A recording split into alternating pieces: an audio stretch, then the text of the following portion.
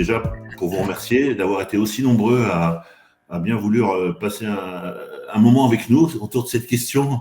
Pourquoi les achats ne sont toujours pas une fonction stratégique? Vous l'aurez compris, il y a un peu de provocation dans cette question. Et puis, on verra qu'il y a aussi un peu, beaucoup, plus ou moins de réalité. Et c'est ça aussi qu'on veut partager avec vous. Voilà. Et donc, du coup, on va démarrer. Donc, comme je vous l'ai dit, ce sujet pour les historiques des achats, du coup, c'est un petit peu notre marronnier. C'est un sujet sur on évoque toujours, voilà, on est stratégique, on n'est pas stratégique, il faut que je sois au CODIR, on construit une usine, on m'a rien dit. Et puis à l'inverse, on a aussi des beaux exemples de fonctions qui sont bien représentées, bien au cœur du fonctionnement des organisations. Et donc, du coup, on s'est dit que c'était le bon moment d'évoquer ce sujet. J'ai souhaité le faire avec deux personnes de grand niveau et aussi de grand plaisir que j'ai à faire ça avec eux.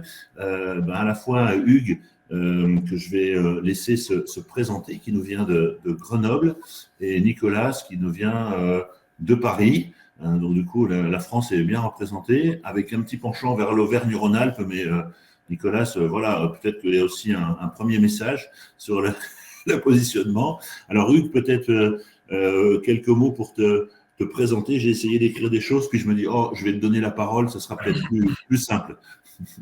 Merci Fabrice. Bonjour à toutes et tous.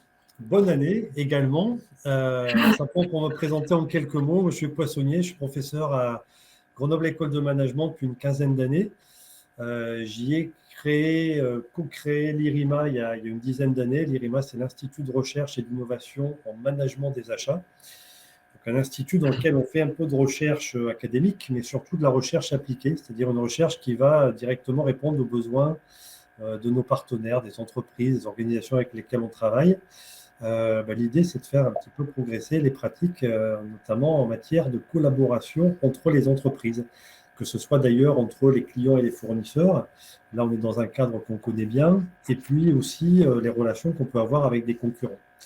Donc, tout ça, ça m'amène à intervenir régulièrement en entreprise. Et j'interviens aussi dans beaucoup d'autres écoles en France, à l'étranger, écoles de commerce, d'ingénieurs, universités. Et je me retrouve régulièrement dans des conférences, des tables rondes avec Fabrice, avec Nicolas aussi. C'est effectivement toujours un plaisir, comme le disait Fabrice tout à l'heure.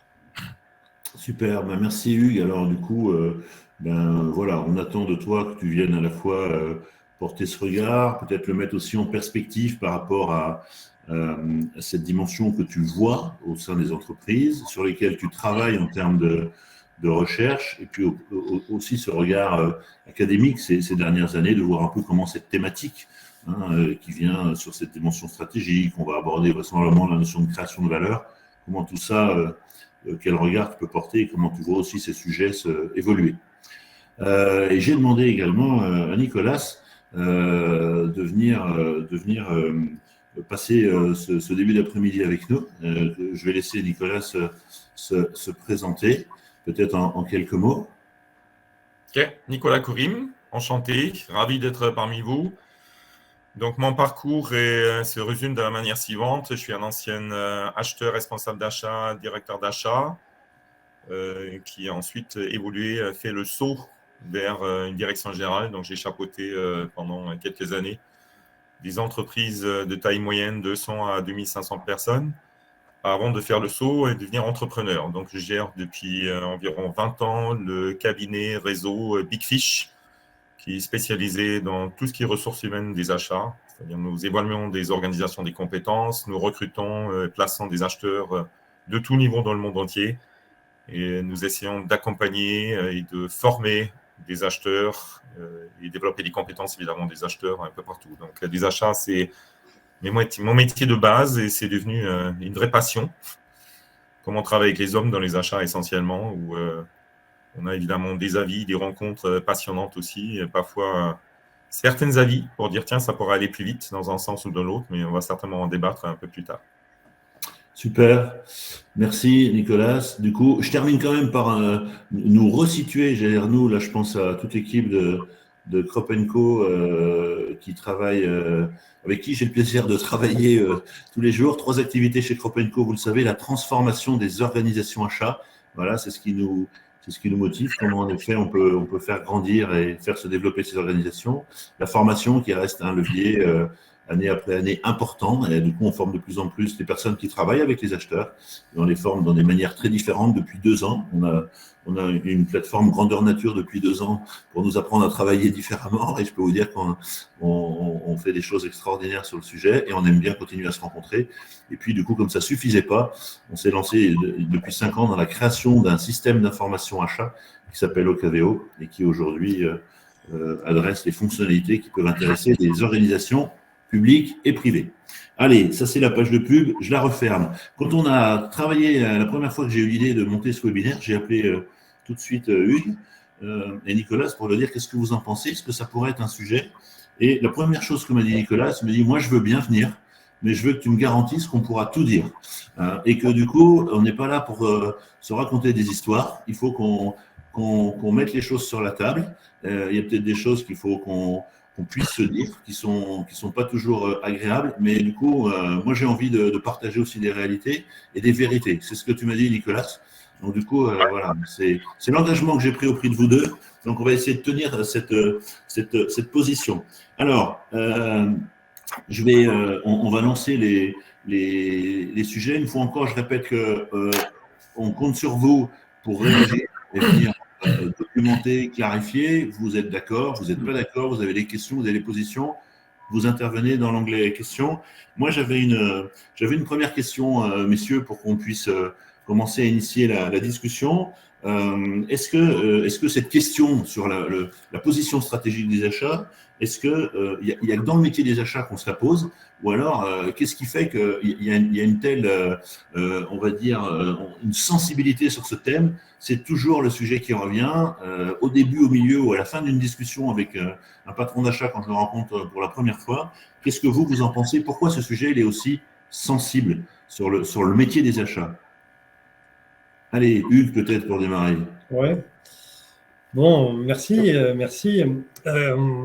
je pense que les acheteurs ne sont pas les seuls à se poser cette question-là. C'est une question qu'on se pose dans beaucoup de fonctions, mais bon, c'est vrai qu'on part de loin. Je pense que quand on parle d'achat, on part de loin en matière de reconnaissance du caractère stratégique. Et quand je dis ça, je ne dis pas que c'est reconnu déjà. Ça l'est sans doute à certains endroits, beaucoup moins à d'autres. Il y a vraiment derrière cette question-là la question de la maturité de l'organisation dans laquelle on se trouve. Et force est de constater qu'il y a une très grande hétérogénéité de maturité d'une organisation à l'autre. Ce qui est sans doute un petit peu moins le cas pour d'autres fonctions, comme la fonction commerciale, R&D, etc. Donc, les achats, finalement, c'est une fonction qui se développe son importance, sa contribution, en tout cas la reconnaissance de cette contribution, le plus tardivement. Quand on regarde l'histoire des entreprises, on prend une perspective un petit peu historique, et bien on s'aperçoit que oui, il y a eu une montée en maturité progressive sur les fonctions ressources humaines, sur la fonction production, marketing, etc., finance. Tout ça, c'est des fonctions qui sont reconnues comme étant matures. Et d'ailleurs, dans les écoles de commerce ou à l'université, quand on suit un cursus en management, il y a ce qu'on appelle un tronc commun et on aborde ces notions-là, ces fonctions-là, avec des cours dès la première année. Ce n'est pas le cas encore des achats. Les achats, ça va demander un petit effort. Il va falloir les toucher du doigt d'une façon un petit peu détournée. Peut-être qu'à un moment donné, en deuxième, en troisième année, on va enfin pouvoir se spécialiser, faire des choix de modules qui vont parler un petit peu d'achat. Donc ça témoigne bien du fait que cette fonction-là, elle n'est pas encore reconnue. Elle n'est sans doute pas aussi mature que ça dans toutes les entreprises. Encore une fois, elle est très mature dans certaines entreprises, mais il y a vraiment une hétérogénéité qui est beaucoup plus grande que pour d'autres fonctions. Donc, je pense que ça explique beaucoup de ces discussions que tu évoquais, Fabrice, avec des gens qui sont d'ailleurs les très pros à dire bah oui, effectivement, elle est mature et elle est stratégique, cette fonction, et puis d'autres qui diront mais pas du tout. Ouais. La question que tu poses qui fait l'objet de ce sujet. Mais je partage. Alors, bien sûr, une fois encore, on va essayer de partager, d'échanger nos regards sur ce thème. Il est clair, et d'ailleurs, on l'a vu aussi dans les personnes qui sont inscrites à ce webinaire, et Hugues l'a déjà bien posé, premier élément, hétérogénéité, puisque du coup, que vous soyez dans un secteur industriel, dans les services, dans une organisation publique, on a à chaque fois des regards, des dimensions qui peuvent être différentes sur le sujet. Nicolas, comment tu regardes cette question? Je pense qu'il y a plusieurs angles, en fait, tels que je les constate. Premièrement, je suis un peu brut de fonderie. Je pense qu'en France, on parle beaucoup parce qu'on est intellectuellement très vif, très agile, donc on adore les concepts. Ça fait 7 minutes que le webinaire a démarré, tu es quand même gonflé. Hein. On parle plus des achats que d'autres choses, on se tracasse, etc. aussi, beaucoup plus que peut-être dans d'autres pays dans lesquels on a une culture peut-être un peu plus faiseur, pragmatique, que ce soit l'Allemagne ou les États-Unis sur ce axe-là. Deuxièmement, parce que la France est quand même un des pays les plus formés aux achats. On a plus de 40 masters achats, donc on est de loin le pays avec le plus au prorata de formation. Hein. Alors, que ce soit l'EMAI, l'ESMA, Grenoble École de Management, l'ESSEC, etc., on en nomme. Mais ça veut dire qu'on produit beaucoup d'acheteurs, etc., qui forcément sont des gens intelligents et qui se creusent la tête. Troisièmement, évidemment, le côté hétérogène, qui s'explique aussi par le fait qu'on a, alors je peux appeler ça de manière un peu plus aisée, les vieux qui sont là depuis longtemps, hein, comme Fabrice, moi, Hugues un peu moindre. Ah, mais Hugues, je t'ai déjà dit que méfie-toi, Hugues a l'air jeune. Et des jeunes qui, évidemment, sortent aussi des formations de plus en plus puissantes, de plus en plus nombreuses, etc., qui se posent plein de questions et qui ne se retrouvent pas forcément dans les milieux, dans les cultures, dans les façons de faire, parce qu'il y a un vrai split entre comment on a fait les achats il y a 20 ans, comment on a fait les achats il y a 10 ans, comment on voit les achats aujourd'hui et comment on devrait les faire aujourd'hui, demain, par rapport à ce qu'on pense, à ce qu'on s'en enseigne, etc. Parce que la réalité sur le terrain, malheureusement, elle est encore tout à fait différente. Ok. Est-ce que, du coup, on va en effet regarder ça. Moi, je crois qu'il y a aussi, puisqu'on en est à poser un peu les points de repère de notre discussion, on salue l'ami Richard qui vient de nous rejoindre. Je crois aussi que quelquefois, on a, y compris entre nous, acheteurs, une petite problématique, quelquefois presque de sémantique. C'est-à-dire que ce terme stratégique, à beaucoup d'endroits, moi je le vois utilisé plutôt quand on me dit si, les achats, regardez, c'est stratégique, vous avez vu combien ça pèse dans les dépenses d'une organisation. Et du coup, le combien ça pèse, pour moi, c'est plutôt une notion d'importance des achats en termes financiers. Pour autant, est-ce que le fait que ça pèse, c'est stratégique? Ça peut être peut-être une deuxième question, non? Quel est votre regard là-dessus, sur la manière dont on en parle? Alors, je pense que je vais peut-être démarrer là-dessus, si tu permets. Vas-y. Stratégique, pareil. On vit vraiment dans deux mondes. Je prends un exemple. Classiquement, dans les grosses organisations à l'époque, plus on avait d'effectifs, plus on était important. Hein, donc, représentatif au bord. Donc, le RH, évidemment, essaie de gérer son truc. Les patrons de BU essaient d'avoir un maximum d'effectifs, de chiffres, etc., etc. Et alors qu'aujourd'hui, on travaille dans un mode qui bouge très, très vite, beaucoup sur la notion d'impact, sur la capacité d'influencer, sur la capacité de faire avec moins de frais, avec une petite équipe, beaucoup d'impact aujourd'hui. Et je pense que dans les achats, on est un peu en même schéma. Moi, ce qui me tracasse toujours, hein, si je veux être direct, c'est il y a 30 ans, 25 ans, 20 ans, on a fait des choses. Moi, j'ai participé à des programmes en entreprise qui n'ont pas évolué. On travaille toujours sur le category management, on travaille toujours sur le costing, on travaille toujours sur machin, etc. On se retrouve toujours dans les conférences, dans les clubs, dans les réseaux, pour se regarder un peu le nombril quand même, hein, pour dire, tiens, voilà, on est là, qu'est-ce qu'on fait, et ceci, et cela. On parle. Il y a 20 ans, on a essayé de faire monter en puissance la fonction d'achat. Aujourd'hui, l'objectif, c'est plutôt faire en sorte que les gens qui sont dans les achats sortent des achats pour aller vers le business.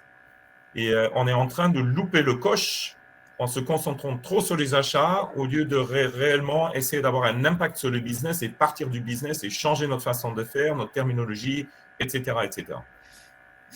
Hugues, ton regard sur ces termes qu'on emploie, qu'on n'arrête pas d'employer de partout. On va revenir sur le business Ouais. parce que toute la journée, on nous parle des business partners, des business partners. Voilà, est-ce qu'on y est sur ce métier achat du business? D'ailleurs, c'est une question que nous pose Marc-Antoine qui a ouvert les hostilités, on va y revenir. Les achats, c'est du business autant que le commerce. Le commerce dépend d'une direction commerciale faisant partie du CODIR, du COMEX. Pourquoi les achats sont très souvent rattachés à la direction administration et financière? Encore une fois, hein, on peut dire qu'il y a de l'hétérogénéité, il y a des niveaux de maturité différents. Donc oui, on y est à certains endroits, pas nombreux, et non, on n'y est pas dans la majorité des endroits. Si tu parles de sémantique, évidemment, la sémantique, elle peut porter sur le terme stratégique, fonction stratégique. Je suis complètement d'accord avec tout ce qu'a dit Nicolas, mais elle peut porter aussi sur le terme achat. Voilà, si on reprend le titre du webinaire, les achats, finalement, on pourrait qualifier ça de management des ressources externes. Et finalement, ça revient à dire que c'est peut-être pas les achats qui sont stratégiques ou pas, mais c'est la relation fournisseur. Sachant que dans une relation fournisseur, on fait bien plus que de l'achat. Dans une relation fournisseur, on fait de l'innovation, de la co-innovation, du co-développement, on œuvre à la résilience peut-être de l'écosystème. Donc, on fait plein de choses qui débordent de ce qu'on met derrière le terme achat.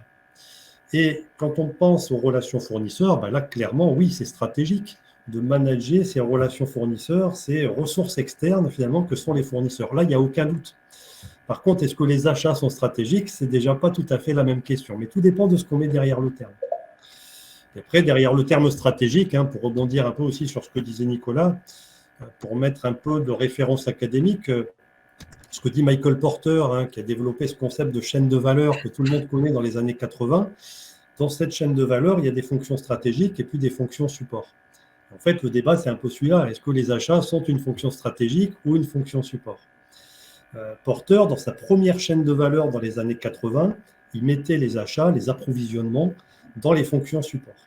Et il disait les fonctions stratégiques, c'est celles qui contribuent directement à la création de valeur de l'entreprise. Chacune de ces fonctions-là contribue à son niveau à la création de valeur. Et puis les fonctions support, elles sont là pour que les fonctions plus stratégiques, production, commercialisation, R&D, etc., pour que ces fonctions-là puissent bien fonctionner et puis participer de la performance de l'entreprise ou de l'organisation. Mais ce qui est intéressant, c'est de noter que Michael Porter lui-même, qui continue d'enseigner à Harvard, a revu un certain nombre de concepts qu'il a développés dans les années 80, notamment la chaîne de valeur. Il disait, ma chaîne de valeur des années 80, je la présentais comme ça, avec les approvisionnements, les achats comme une fonction support. Aujourd'hui, je considère que cette fonction-là est une fonction stratégique parce qu'elle répond bien à la définition qui donne d'une fonction stratégique, une fonction qui va contribuer à la création de valeur de l'entreprise. Et bien sûr que les achats y contribuent. Qu'ils soient reconnus comme tels, peut-être pas. Alors ça, c'est un point qui est intéressant, parce que du coup, en effet, il y a à la fois cette contribution, et quelque part ce rôle qui peut être joué, et quelquefois, et peut-être plus régulièrement, d'ailleurs, Clément, si tu m'écoutes, on va lancer le premier sondage pour aller tester un petit peu, voir parmi les participants où vous en êtes de cette question. Et puis après, il y a un sujet de la reconnaissance, et quelquefois, on l'a vu, et notamment si on regarde récemment ce qui s'est passé pendant cette pandémie, et notamment les premières difficultés qui ont été rencontrées très vite. De partout, on a beaucoup parlé d'achat, et notamment quand il fallait continuer à faire fonctionner. Là où d'ailleurs, quelquefois, je pense qu'on était plus sur une logique d'approvisionnement.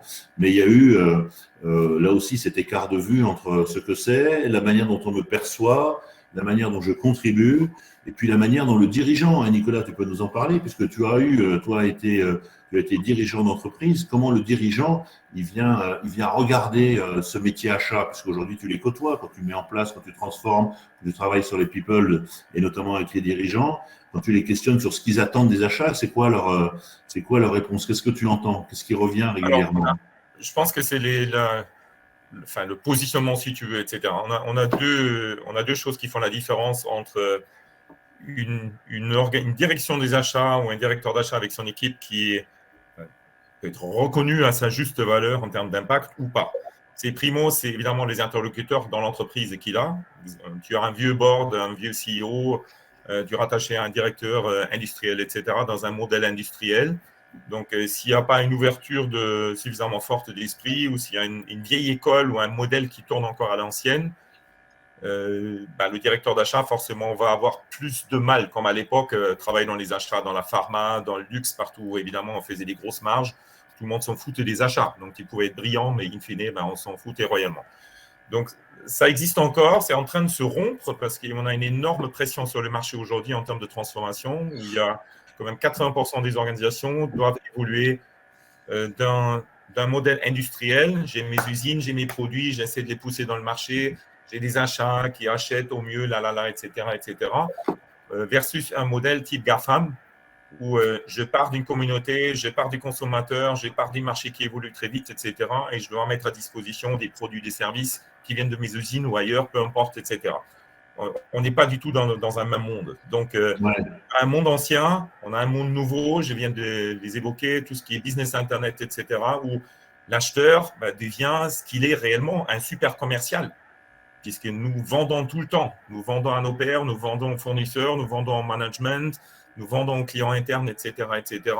Et nous sommes partout et nulle part, ce qui parfois crée des problèmes d'identité, de reconnaissance, mais ce qui donne aussi vraiment cette super plateforme d'action et d'impact pour pouvoir justement créer des trucs. C'est pour ça qu'on a vu ces dernières années beaucoup plus d'acheteurs, jeunes ou moins jeunes, devenir faire le saut vers une direction de business, une direction générale, etc., mais plutôt dans les modèles nouveaux, là où la direction a besoin de transformer un business parce qu'il est en train de couler, là où j'ai un business Internet et e-business qui prend 50%, 80%, là où je suis dans un B2C, 2C, business to customers, to consumers, etc. Parce que l'acheteur, il est tout au long de la chaîne, il a la flexibilité et la connaissance généraliste. Donc, normalement, on a tout ce qu'il faut, à condition d'avoir la compétence et les cocos, pour faire ce saut et pour créer cet impact. Ce webinaire n'est pas traduit, n'est pas sous-titré et n'est pas illustré. On fera des incrustations au montage. Alors, ça me plaît ce que tu dis, parce que ça plaît d'ailleurs à beaucoup de personnes qui sont là autour de la table aujourd'hui. Mais concrètement, on les voit vraiment, ces acheteurs qui partent vers prendre des business units, etc. Ou est-ce que ça reste quand même un peu marginal? Parce qu'on nous a parlé de ces logiques de passerelle, on doit arriver aux achats et on sort vers le business, vers d'autres fonctions. Très concrètement, c'est quand même, ça reste. J'ai l'impression que quand on arrive aux achats, il faut pouvoir en ressortir et c'est pas aussi fluide que ça quand même. Hein. Non, de toute façon, je le vois par rapport au chat aujourd'hui.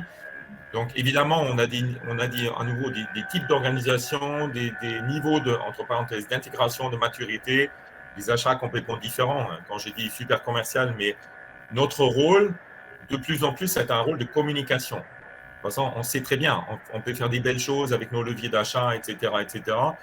Si on n'arrive pas à communiquer, si on n'arrive pas à vendre, de toute façon, on ne fait pas grand-chose.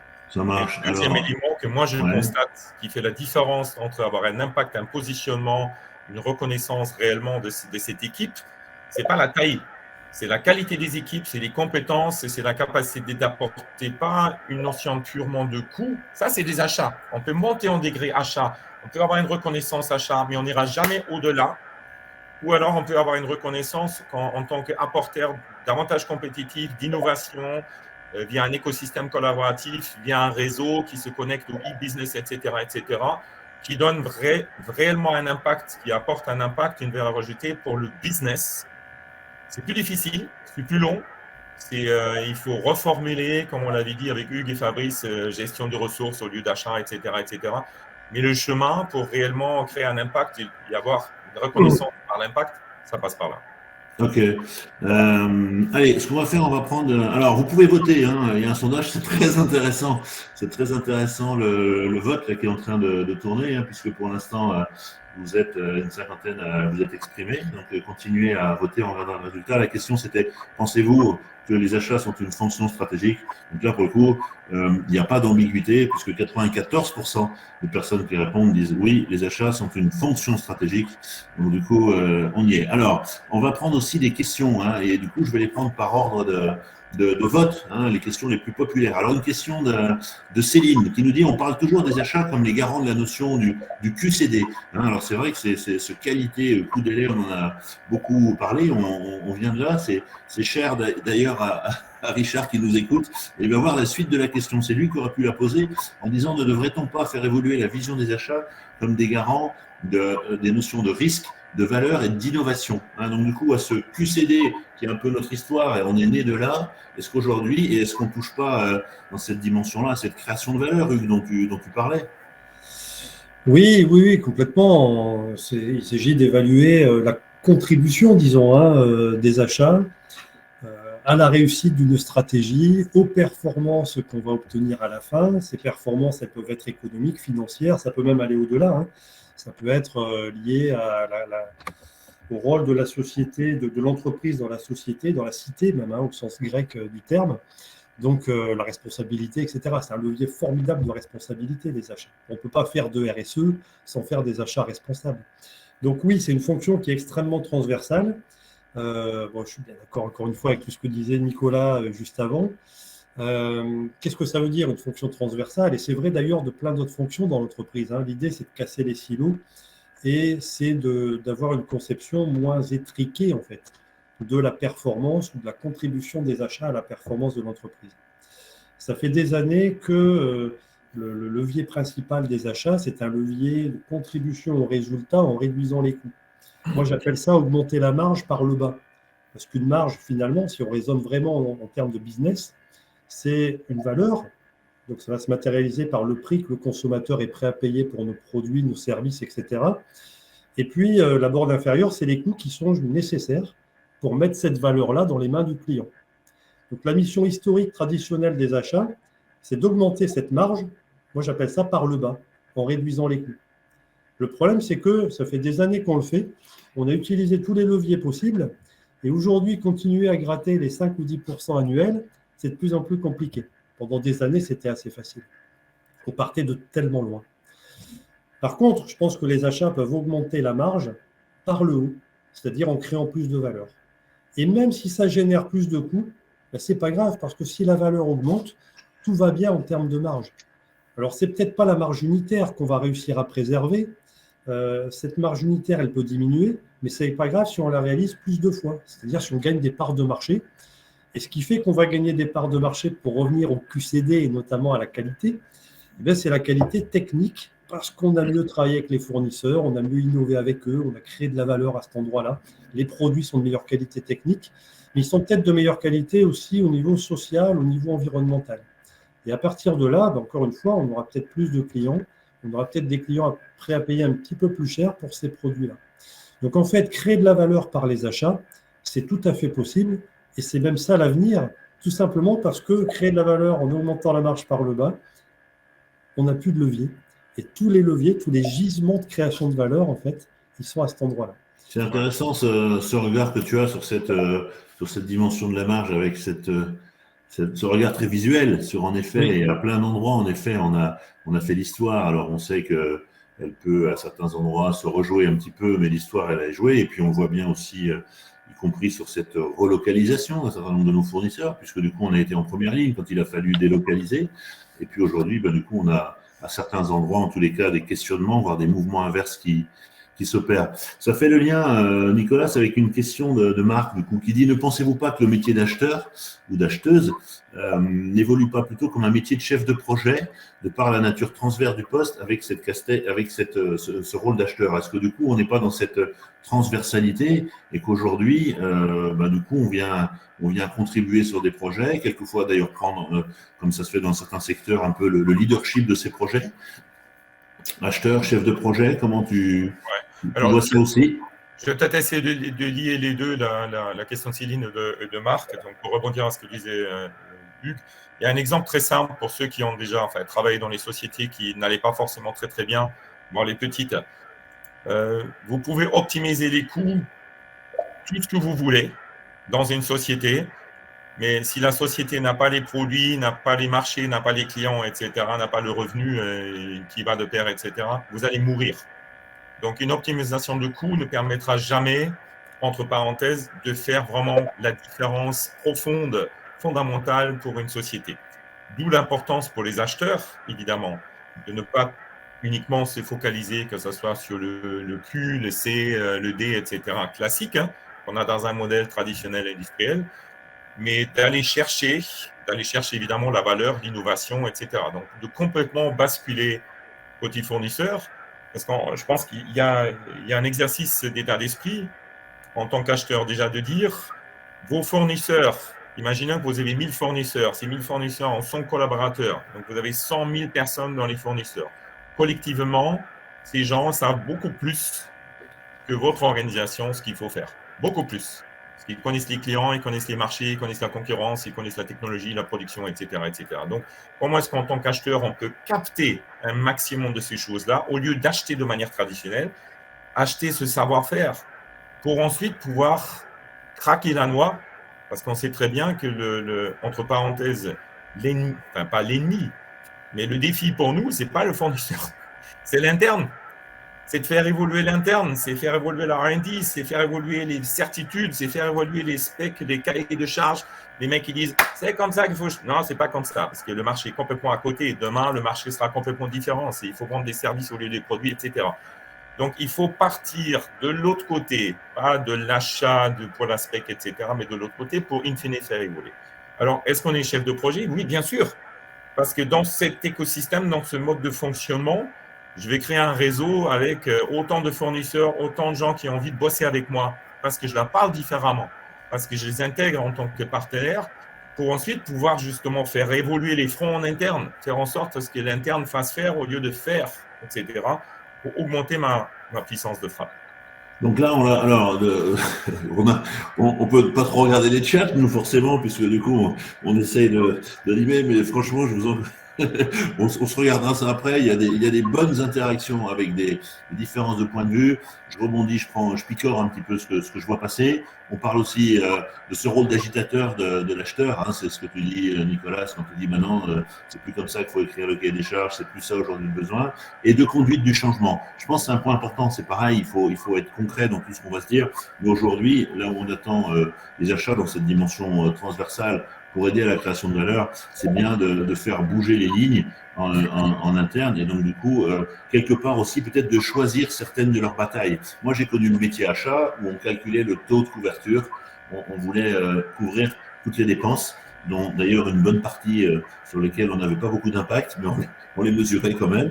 Aujourd'hui, est-ce que le sujet, c'est pas de se dire une bonne analyse stratégique, de se dire où est-ce qu'on va aller intervenir et où est-ce qu'on va mener nos combats. Et du coup, ça rejoint cette notion de Nicolas qui disait qu'avant, on pouvait être soldat de l'armée pour voir si on était important. Aujourd'hui, moi, je vois des équipes achats très légères, très percutantes, qui interviennent à certains endroits et qui ont délégué, voire sous-traité cette dimension achat, quelquefois même aux gens du métier. Et ça fonctionne pas si mal que ça. Ouais, je rebondirais bien là-dessus. C'est pour dire que c'est vrai que l'acheteur a une position charnière, à la fois dedans et dehors, par rapport à son entreprise, à son organisation.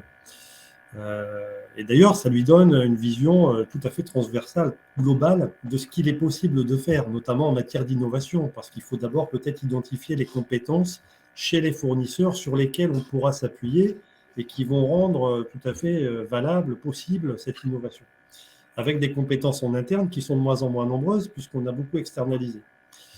Mais ce que je voulais dire essentiellement par rapport à ça, ça va être un petit peu provocateur, hein, mais j'aime bien parler du double complexe de l'acheteur. Un complexe de supériorité lorsqu'il est à l'extérieur, lorsqu'il est chez les fournisseurs. Moi qui suis un grand promoteur de la collaboration, ce n'est pas comme ça qu'on arrive à créer des relations collaboratives quand on arrive chez le fournisseur en terrain conquis. Et puis, quelque chose d'encore plus grave peut-être, c'est le complexe d'infériorité en interne. Parce que voilà, on est tous d'accord ici, sans doute, l'acheteur n'est pas reconnu à sa juste valeur par rapport à la contribution qu'il a, par rapport à des collègues qui sont les commerciaux qui ramènent du business, les ingénieurs qui ont une expertise technique reconnue, etc. Donc, l'acheteur n'est pas reconnu à sa juste valeur en interne, il est moins payé à formation égale, à contribution égale aux résultats, etc. Ça reste vrai, ça, Nicolas? Il est moins payé aujourd'hui? Ça change. Ça change. Ça dépend des endroits. Donc, c'est en train d'évoluer très vite. On fera un webinaire sur les salaires des acheteurs. Hein. Ouais. En tout cas, il est victime un peu de ce complexe d'infériorité en interne. Et ça, c'est aussi très compliqué de bien collaborer en interne avec les clients internes ou juste les collègues en fait, si on est victime de ce complexe-là.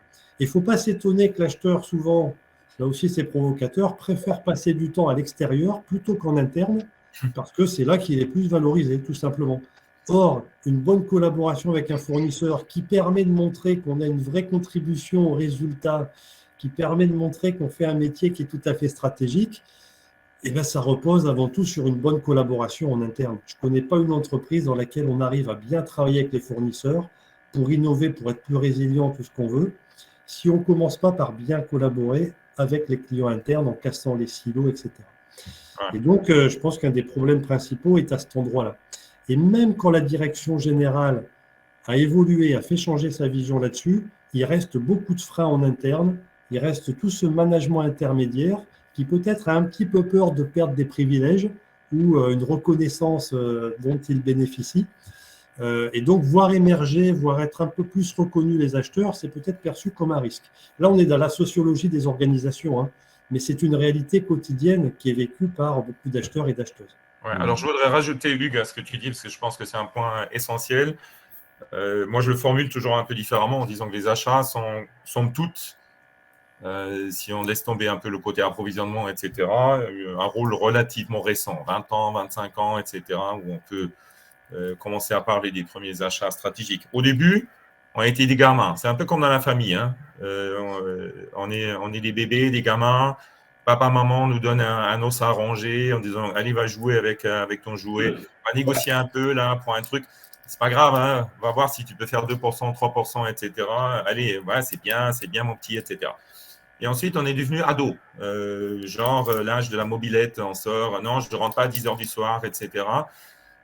Et pour montrer du muscle, comme Hugues l'a dit, on est allé voir les fournisseurs, parce qu'un fournisseur, même s'il vous trouve chiant, vous êtes toujours son client. Donc, il va avaler sa salive essentiellement, sauf s'il y a un monopoliste. Donc, on s'est fait du muscle, on s'est créé une identité, on a créé nos leviers en disant ouais, on est des top machins, des top guns, etc.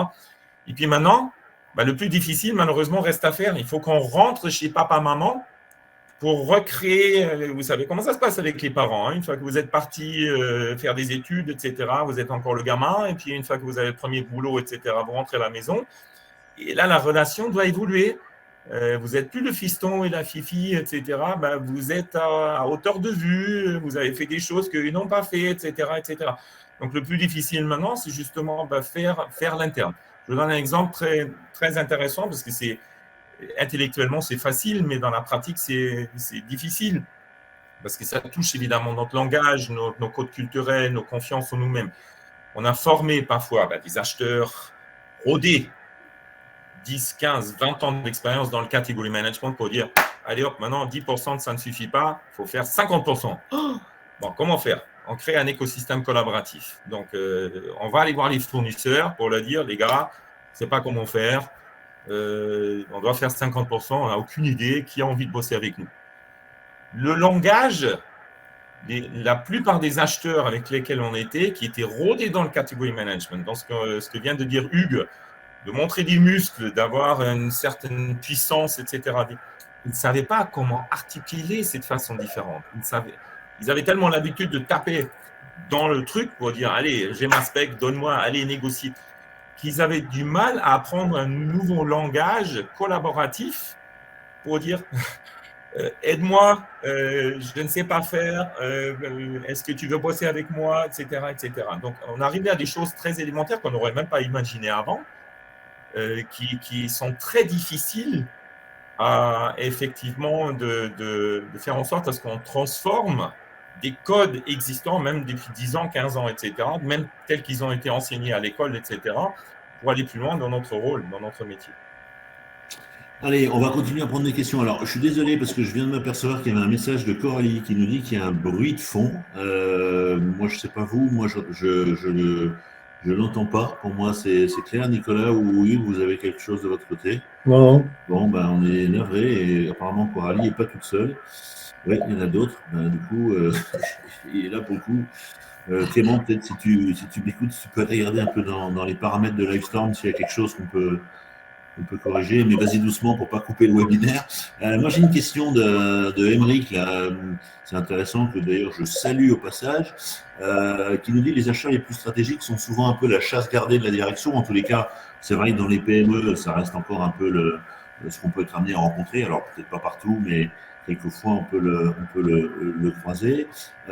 Et d'ailleurs, n'est-ce pas aussi le cas dans certaines grandes structures, hein, on sait bien qu'il y a des terrains de jeu. Et du coup, est-ce que pour le coup, certains n'ont pas l'impression qu'on leur laisse le terrain de jeu des achats qui sont peut-être moins stratégiques? Voilà. Est-ce qu'il y a un regard là-dessus sur des sujets qu'il faut qu'on adresse ou qu'on n'adresse pas, et peut-être dans des PME ou des ETI où la fonction achat est peut-être plus récente, ou je ne sais pas, est-ce que un regard là-dessus, Nicolas ou Hugues?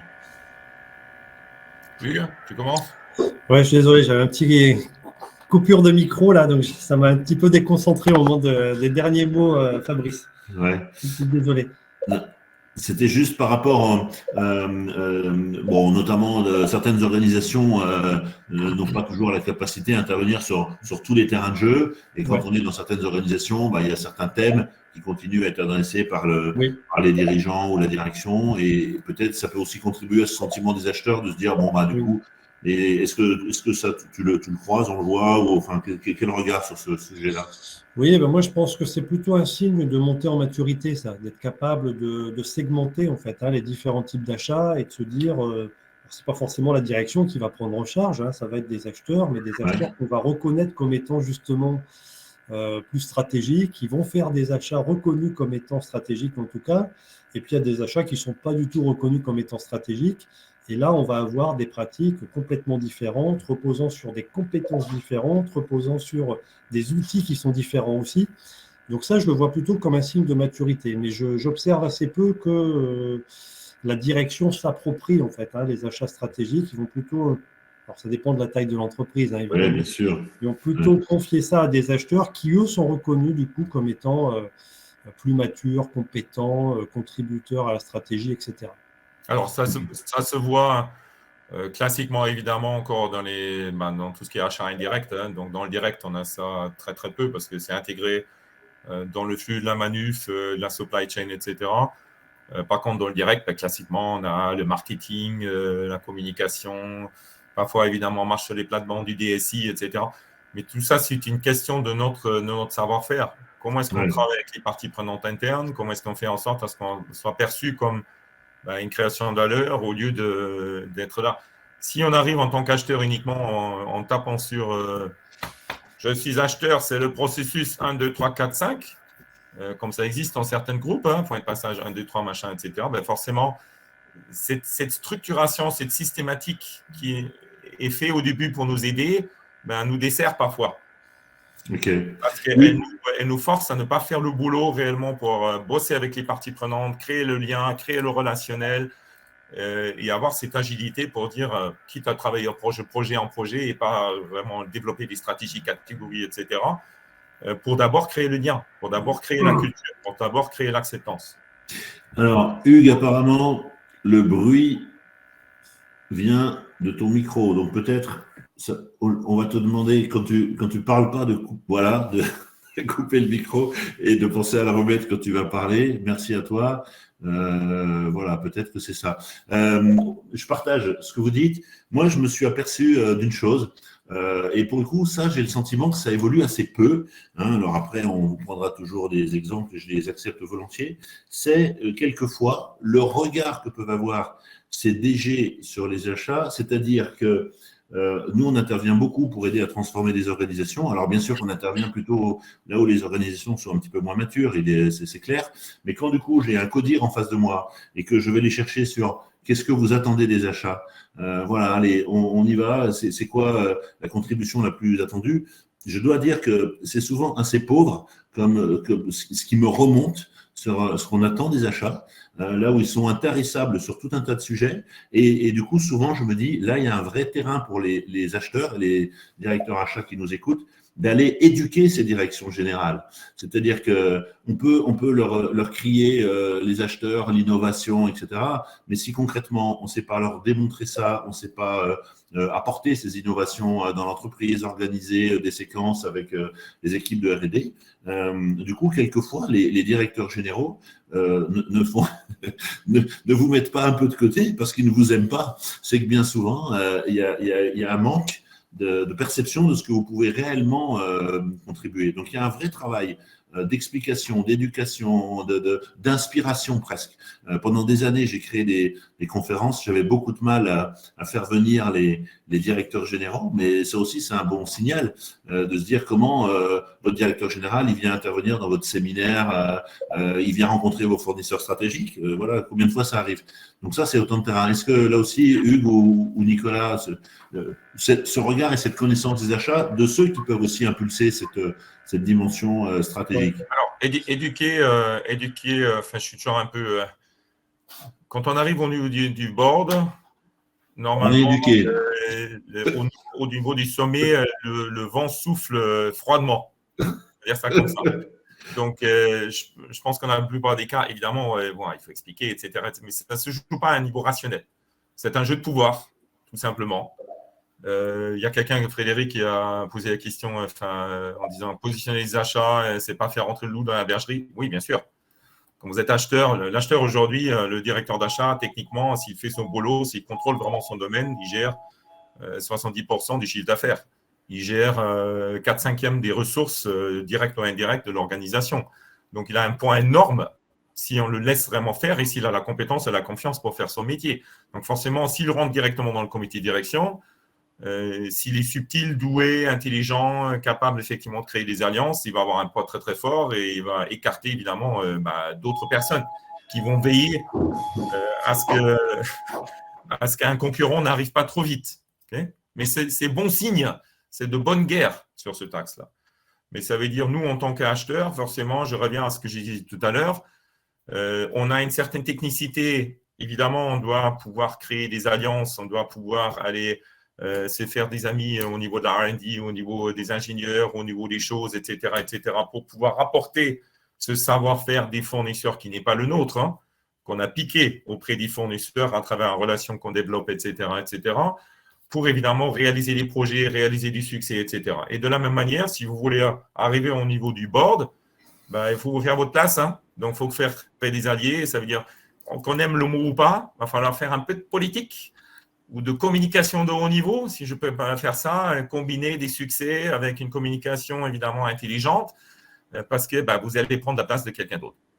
C'est comme ça. Hugues. Oui, je rebranche le micro, hein, du coup, désolé pour le bruit parasite.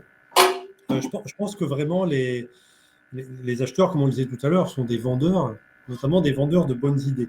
Et moi, je rencontre régulièrement des acheteuses, des acheteurs, ils ont plein de bonnes idées, mais ils ont beaucoup de mal à les vendre, entre guillemets, à leurs fournisseurs et encore plus en interne. Donc, c'est toute la question qui est posée ici. Je pense que pour réussir à vendre une bonne idée, évidemment, il faut d'abord avoir une bonne idée, mais derrière, il y a des compétences qui sont des compétences individuelles, hein, relationnelles, émotionnelles, etc., mais aussi des compétences un petit peu plus hard, et pas que des soft skills. Et les compétences un petit peu hard, c'est des compétences financières. C'est-à-dire être capable à un moment donné, sans utiliser un modèle mathématique plus compliqué que la règle de 3, de poser quelques chiffres qui permettent de mesurer l'impact de cette bonne idée. Et là, je pense à ce qui s'est passé chez Rhodia. Ce n'est pas un exemple que j'ai suivi, vécu, mais j'avais trouvé ça dans un article, je pense que c'était dans la lettre des achats, il y avait tout un dossier, où à un moment donné, la performance qui était demandée à la fonction achat chez Rhodia, c'était des savings à hauteur de 50 millions d'euros par an. Et toute l'équipe achat, ils y arrivaient. Ils tenaient cet objectif-là, qui était officiel, demandé par la direction financière au relais de la direction générale. Et puis le directeur achat et quelques acheteurs se sont dit, mais c'est tellement pauvre par rapport à notre vraie contribution. On sait bien qu'on contribue bien plus qu'à simplement faire des savings et des gains sur achat. Donc essayons de mesurer ça dans notre coin. C'était demandé par personne, mais ils ont mesuré, ils ont commencé à regarder les coûts évités à cet endroit-là. Ils ont regardé la création de valeur, c'est-à-dire la contribution au chiffre d'affaires. Parce qu'on achète bien, on est capable de vendre un petit peu plus. Alors c'est toujours très discutable. On peut toujours dire aux acheteurs, ouais, mais c'est bien sympa, tu estimes que telle part du chiffre d'affaires est directement liée à ta performance, c'est toujours très discutable. Mais enfin, ils ont essayé de jouer le jeu sérieusement et ils ont mesuré une contribution au résultat de 200 millions d'euros par an, c'est-à-dire 4 fois plus que ce qui leur était demandé par la direction générale et objectif auquel ils répondaient. Ils ont fait ça pendant 3-4 ans de suite. Il ne faut pas aller voir la direction générale trop vite, il faut y aller avec un peu de munitions, un peu de matière. Et quand le directeur achat, pour la énième fois, a dit au directeur général, mais regardez notre vraie contribution, ce qu'elle est, c'est bien plus que ce que vous nous demandez. Le directeur général, comme d'habitude, dit oui, ok, t'es bien sympa, tu t'attribues les succès de tes collègues, etc. Mais ils ont montré les chiffres. Et là, ça change tout. C'est-à-dire que quand on apporte des chiffres, aussi discutables soient-ils, eh bien, ça permet souvent d'emporter beaucoup plus facilement la décision, de démontrer une vraie contribution. Et à partir de là, ce directeur achat a commencé à siéger au comité de direction, etc. Donc, ça a créé une vraie révolution en interne, une vraie reconnaissance. Et ça, cet exemple-là, on peut l'observer à beaucoup d'endroits. Finalement, ça repose sur cette capacité à démontrer, pas de façon martelée, mais simplement en apportant un chiffre ou deux. Et du coup, ce que tu dis, Hugues, j'irais même encore au-delà. Donc, à nouveau, l'acheteur doit avoir des compétences déjà techniques. Donc, la finance, c'est de base. Il doit avoir une excellente capacité de relationnel parce qu'en gros, vous devrez être capable d'aller dans le monde entier pour parler plusieurs langues, développer des relations avec des fournisseurs pour que cette relation vous permette d'obtenir des informations que d'autres n'ont pas. Et dans les achats, vous allez très souvent pouvoir utiliser quelque chose que malheureusement peu d'organisations font aujourd'hui. On dit toujours que le prophète de l'extérieur dit toujours plus vrai. Vous avez une direction générale, vous êtes dans la maison depuis 10 ans, vous faites des belles choses, mais on ne vous entend pas, on ne vous écoute pas parce que vos collègues… Alors, Nicolas, n'oublie pas qu'autour de la table, il y a des consultants dont c'est le métier. Donc attention. Non, mais j'entends. Vous êtes à l'intérieur, malheureusement, c'est comme ça. Et vous oui. Tantissime, etc. On a posé la question du salaire. C'est difficile, évidemment, déjà d'augmenter son salaire à l'intérieur de la même boîte, etc. Mais pareil, au bout d'un certain temps, vous avez une image, les autres ont une perception de vous, ils vous voient quelque part, ils vous contentent quelque part. Donc, aujourd'hui, vous avez, entre parenthèses, des centaines de consultants externes qui sont vos fournisseurs. Si vous étiez capable, effectivement, de faire en sorte à ce que vous développez, vous motiviez vos fournisseurs pour dire des choses, des idées, du suggestions collectivement, des choses qui ne vont pas, des choses qu'il faut améliorer, des choses qu'on peut innover, des choses que font d'autres, etc., vous aurez une matière où personne ne va contester. 50 personnes qui connaissent très bien votre boîte, qui connaissent très bien évidemment les marchés, etc. Allez voir votre direction générale, allez voir des alliés en interne pour dire voilà ce que l'autre dit. Ce n'est pas moi acheteur, c'est les autres qui disent, etc. etc. pour ensuite pouvoir positionner les choses. Tu as raison. Et je pense que du coup, je ne l'avais jamais entendu, Hugues, et pourtant j'en ai entendu de ta part, ce double complexe interne-externe. Mais du coup, je suis content parce que je pense qu'il y a aussi un petit bout des explications qui peut se jouer là. Dans ce complexe interne, moi, je vois beaucoup d'organisations qui me disent donc il nous faut le tableau de bord, il nous faut les KPI. Allez, Fabrice, donnez-nous la liste des 47 KPI qu'il faut à tout prix qu'on ait. Bon, je le caricature, mais du coup, on a aussi souvent des organisations achats qui ont un petit peu de mal à essayer de mesurer, d'éclairer, même de manière subjective, mais un éclairage, ça permet ne serait-ce que de poser le sujet sur la table, de faire réagir l'autre. Et souvent, je vois encore des tableaux de bord, et une fois encore, c'est pas général, qui sont pauvres, c'est-à-dire qui n'amènent pas vers cet éclirage de la création de valeur, qui n'amènent pas vers cet éclairage de la dimension de la relation fournisseur stratégique. Du coup, c'est quoi? Comment on mesure cette innovation? C'est pas le tout de l'écrire dans une politique achat. Après, il faut le traduire sur le terrain. Et je pense que pour ceux qui nous écoutent, je pense qu'en effet, c'est intéressant. Faites l'effort d'aller poser des chiffres, des regards, des smileys, des quantifier un peu tout ça pour que ça puisse être un terrain de jeu, comme peut-être l'ont fait les équipes à l'époque de Rhodia, mais ne restez pas sur ce calcul de savings qui nous enferme, qui en plus est hyper challenging à tous les moments. Sortez de ça, n'importe comment, comme je dis souvent aux acheteurs, n'aie pas de complexe ou de peur de mettre des chiffres. Les chiffres que tu vas mettre, personne ne les a. Donc, personne ne va pouvoir les contester. Voilà, mesurer un certain nombre d'éléments autour de la relation fournisseur, il y a personne qui mesure. On ne sait même pas combien vous avez de fournisseurs dans l'organisation. Donc, du coup, vas-y. Mais par contre, éclaire ça parce que ça te permettra d'avoir le début de l'histoire que tu vas raconter sur c'est quoi mon management de la relation, c'est quoi un fournisseur stratégique, c'est quoi un fournisseur à risque, et c'est pas le même, etc., etc., etc. Donc, je pense que là, il y a un terrain, et peut-être que ce complexe de se dire, oh là là, je détiens pas la donnée hyper précise, 4 chiffres après la virgule, donc du coup, je dis rien. Voilà. Mais dis et expose-toi en vérité. Hein, tu ne prends pas des risques si importants que ça. Ouais. Je vais peut-être rajouter, Fabrice, si tu permets, un point sur. Je pense que la compréhension de qu'est-ce qui est vraiment le rôle d'un acheteur moderne aujourd'hui. Alors, il y a deux façons, on le vit à travers des commentaires, deux façons de vivre ça. On peut se considérer comme un rôle comme les autres.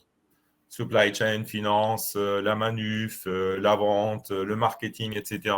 On fait notre boulot du mieux possible, etc., dans un cadre donné, etc., et bingo. Okay? Ça, c'est du traditionnel. Mais aujourd'hui, on a une plateforme d'action qui, normalement, nous demande d'être autre chose. Nous sommes un rôle qui dérange. Si nous ne dérangeons pas, c'est que nous ne faisons pas notre métier.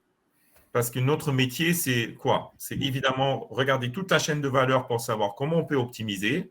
Alors oui, le TCO, mais oui aussi l'innovation, l'agilité, la gestion des coûts cachés, etc., etc., le top line, etc. Et pour faire ça, ben forcément, il va falloir qu'on change des choses, ce qui est difficile. Donc, il y a eu des remarques en disant oui, on est agent du changement, on apporte le changement, etc., etc. Et oui, donc dans notre rôle principal, si on est sérieux, on est là pour faire suer les collègues, pas uniquement les fournisseurs. Okay? Les fournisseurs, c'est plus nos alliés. Il faut qu'on trouve la bonne relation, il faut qu'on trouve le juste niveau de performance, etc., etc. Mais notre premier rôle, c'est de faire suer les collègues. C'est comme le gars qui dit, il passe, il sort par la porte, il rentre par la fenêtre en disant, ouais, j'ai encore là, on peut encore. Et si on réfléchissait à ceci, etc., tout le temps. Donc, notre rôle, comment on peut le dire, c'est de faire en sorte à ce que les collègues dans une société ne s'endorment jamais dans une routine, dans une zone de confort, etc.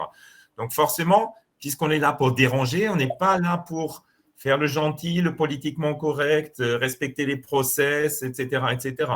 Donc, si on veut vraiment jouer pleinement notre impact, puisqu'on a le droit de fouiner partout, sauf quelques chasses gardées, mais même celles-là, on peut trouver les clés pour les ouvrir. Notre rôle, notre prise de conscience, c'est de dire que nous sommes ceux qui dérangeons. Donc, qu'est-ce qu'on fait pour déranger demain et qu'est-ce qu'on fait pour déranger après-demain? Ça, je partage ta vision, Nicolas. Je partage ta vision, mais est-ce que tu ne crois pas que cette vision elle a d'autant plus de pertinence quand on t'a donné les clés du dérangement, et toi, je sais que tu vas me dire que les clés, on va aller les chercher, mais quelquefois, il faut qu'il y ait le début quand même d'une volonté d'avoir une fonction achat qui vienne challenger. Dans tous les cahiers des charges des fonctions d'acheteur, on met challenger le besoin, ça chaîne besoin. Les besoins ne sont pas toujours aussi challengés que ça, hein, parce que du coup, on se fait un petit peu taper sur les doigts. Donc toi, qu'est-ce que tu réponds à ça? Tu dis, c'est pas grave, tu fonces? Mais attends, je suis complètement d'accord. Mais ce que je veux dire, c'est quand on a le débat sur stratégique, pas stratégique, au board, pas au board, etc., je suis désolé. On a techniquement une plateforme, et à nouveau, je vois les commentaires, je ne parle pas de mettre en question un processus. Et encore, est-ce que c'est le processus qui fait vivre la société? Non. Okay? Dans un acheteur, je l'ai évoqué tout à l'heure, le savoir-faire, le relationnel avec les fournisseurs, comme Hugues le mentionne, la notion de finance, etc., mais aussi la vision du business. Je dois être capable, peut-être grâce à mes fournisseurs, à mes propres compétences, de voir quel est le marché, pas les marchés fournisseurs, les marchés clients de demain, comment ils vont évoluer. Est-ce qu'on va vers le service? Est-ce qu'on va faire ceci, vers cela, etc., etc. Parce que si je n'ai pas la volonté ou le courage de considérer mon rôle comme quelqu'un qui dérange, et désolé, ça veut dire prendre des risques, hein. Il va falloir que je frappe à la porte, que je prenne des risques, que je me mouille et je ne peux pas rester en couverture comme un autre rôle dans la supply chain, etc., etc. Donc, gros risque, gros enjeu, mais gros enjeux pour la société. Mais gros impact. Tiens, un remarque de Patrice. Bravo, et Patrice qui nous dit, si j'ai bonne mémoire, le directeur achat de Rhodia de l'époque est devenu l'un des rares exemples de CEO. Donc du coup, voilà, vous savez ce qui vous reste à faire. Et c'est vrai que des patrons d'achat qui sont devenus CEO, il n'y en a pas beaucoup. Mais du coup, voilà. Hugues, tu voulais réagir? Oui, peut-être pour dire que si on en est là aujourd'hui, c'est pour des raisons qui sont bien précises, bien identifiées. Donc c'est intéressant d'y revenir. Et puis aujourd'hui, on peut se dire aussi qu'il y a plein de raisons de ne plus faire comme avant. Les raisons pour lesquelles on en est là aujourd'hui, c'est-à-dire une fonction qui est très centrée sur une contribution reposant sur la réduction de coûts, c'est que dans les années 70, on a commencé à se dire, tiens, il y a quand même des pressions à la baisse de nos marges, il y a une érosion des marges parce que les prix, il y a des concurrents étrangers qui proposent moins cher, etc. On commence à s'internationaliser beaucoup plus. Et puis, le marché, la demande est moins dynamique, donc il faut aller chercher les clients, on rentre dans l'ère du marketing. Comme on dit, les entreprises qui étaient price makers, elles deviennent price takers. Donc, tout ça, ça contribue à la dégradation des marges. Donc, le seul moyen qu'on a à ce moment-là pour restaurer les marges, c'est de réduire les coûts. Jusqu'aux années 60-70, on ne s'en préoccupait pas tellement. On commence à réduire les coûts comment ? Essentiellement en faisant faire à d'autres ce qu'on faisait avant en interne. Parce qu'on s'aperçoit que c'est moins cher de faire à des gens qui en plus sont au bout du monde et dans des pays où le taux salarial n'est pas le même, etc. Donc, ce qu'on fait faire à d'autres, on l'achète. Et c'est à partir de là que les achats qui représentaient en fait 5-10% du chiffre d'affaires commencent à représenter 20, 30, 40, 50%, 60% du chiffre d'affaires. Et mécaniquement, comme ça devient le premier poste de coût, on se dit, ça devient une fonction stratégique parce qu'elle est importante, comme tu disais Fabrice tout à l'heure, en termes de poids. Et donc, la première mission des achats, c'est de réduire les coûts. Voilà pourquoi on en est là aujourd'hui. Aujourd'hui, en fait, ce qui se passe, c'est que l'acheteur est à une position charnière, l'intermédiaire, entre des besoins et des compétences qui permettent de répondre à ces besoins-là. Les besoins, c'est les besoins du marché. Puis, finalement, c'est aussi la mission que l'entreprise se donne. Quelle performance est-ce qu'on va viser au niveau de l'entreprise, au niveau de l'organisation ? C'est plus aussi simple qu'avant de dire, voilà, c'est la rentabilité. Non, parce que ça peut être aussi la compétitivité, la solvabilité, la résilience. On vise un petit peu tout ça en même temps. Le fait de contribuer positivement à l'économie locale dans laquelle on est intégré. Donc, on a une vision un petit peu élargie de la performance. Toutes les entreprises qui aujourd'hui écrivent leur mission ou leur raison d'être, c'est exactement ça qu'elles disent. Donc, le rôle des achats là-dedans, évidemment, n'est plus du tout le même, une fois qu'on a écrit une mission et qu'on essaye de s'y tenir. Et puis, de l'autre côté, il y a des compétences qui sont de moins en moins en interne et qui sont de plus en plus chez des fournisseurs. Et en plus, il y a un risque de les voir disparaître. Parce que les bons fournisseurs, c'est de plus en plus compliqué de travailler avec eux. Des fournisseurs, on en trouve toujours, mais ce n'est pas forcément les meilleurs. Donc en fait, forcément, ça change à ces deux endroits-là. On met en relation des besoins qui ne sont plus les mêmes et des compétences qui permettent de les satisfaire qui ne sont plus les mêmes non plus. Voilà pourquoi il faut trouver un autre moyen d'acheter, d'entretenir ces fameuses relations avec les fournisseurs et finalement, comme je disais tout à l'heure, peut-être que ce qu'il faut faire, c'est, et ça ne fait pas tout, évidemment, mais arrêter de parler d'achat et parler beaucoup plus de management des ressources externes. Déjà, ça donne d'autres lettres de noblesse, si je le dis comme ça, à cette fonction. Ouais. Je pense que Hugues, par rapport à ce que tu viens de dire, c'est pour revenir au sujet, les achats, devenir stratégique, avoir un rôle, etc. Acheter autrement, ce n'est pas uniquement important pour les achats.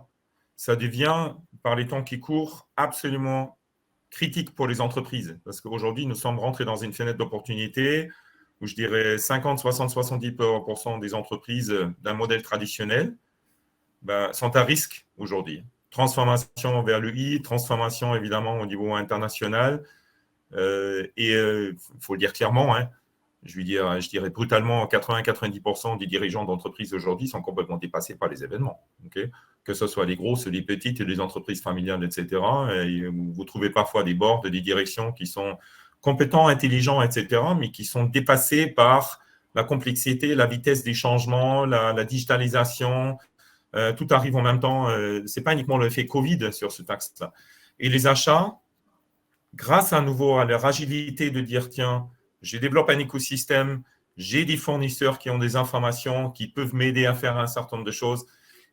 Ils ont un rôle absolument capital à jouer, pas uniquement pour eux, mais dans cette fenêtre d'opportunité pour leur CEO, pour leur board, etc., je dirais brutalement, parfois sauver la boîte du déclin ou de la mort. Okay, je le vois vraiment avec une criticité absolument incroyable, parce que je le vois dans un certain nombre d'organisations aujourd'hui qui, au niveau du board, ils ont peur, ils sont paniqués, ils sont paralysés parce qu'ils ne savent pas comment transformer le modèle, ou parfois le directeur d'achat, s'il n'est pas là depuis 50 ans, si effectivement il a la vision, s'il a la capacité de développer cet écosystème, etc., peut devenir un vrai business driver, pas uniquement gagner ce galon au board, mais réellement aider à transformer le business, le modèle, parce qu'il est entre ces deux mondes-là, parce qu'il a le savoir-faire qu'on n'a pas, il a la vision globale, il doit avoir la vision globale entre le marché client, le marché de fournisseurs, etc., de l'autre côté, pour jouer ce rôle dans la transformation. Allez, il y a Patrice qui est notre homme Wikipédia. Hein, il nous ramène les repères et en effet, ce management des ressources externes, c'est des sujets qui avaient été abordés à l'époque par Jean Potage, qui était l'ancien patron d'achat de Thomson, qui est devenu un consultant et un écrivain des achats, qu'on salue au passage. Je regarde l'heure, il est 15h05, je vois qu'il y a quelques personnes qui doivent déjà nous quitter. Ce que je vous propose, on va se donner encore 10-15 minutes pour être ensemble, finir d'échanger. On va aller regarder un petit peu ce qui s'est écrit, s'il y a des questions, et puis on se gardera un temps de synthèse, hein, puisque du coup, voilà, alors vous êtes encore très nombreux à être parmi nous là, mais du coup, on va commencer à regarder. Alors là, du coup, ça y est, c'est parti. Jean Potage, on a la biographie de Jean Potage qui nous est ramenée par Céline.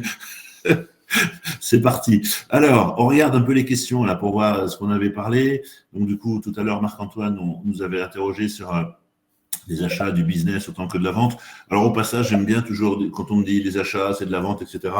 Oui, je répète quand même que la différence fondamentale, moi qui suis un ancien acheteur, qui suis devenu un vendeur, c'est que l'acheteur, il achète à peu près toujours. Alors, je sais qu'en ce moment, il y a des pénuries, là où le vendeur ne vend pas toujours. Et je peux vous dire que du coup, c'est ce qui fait que quand un vendeur vend, il a un niveau d'excitation qui est extraordinaire, alors que le niveau d'excitation dans les achats, il peut être très bon quand on fait un beau projet d'achat, mais je peux vous dire vraiment que c'est pas les mêmes sensations. Voilà. Après, oui, bien, il faut communiquer, il faut s'intéresser à l'autre, etc.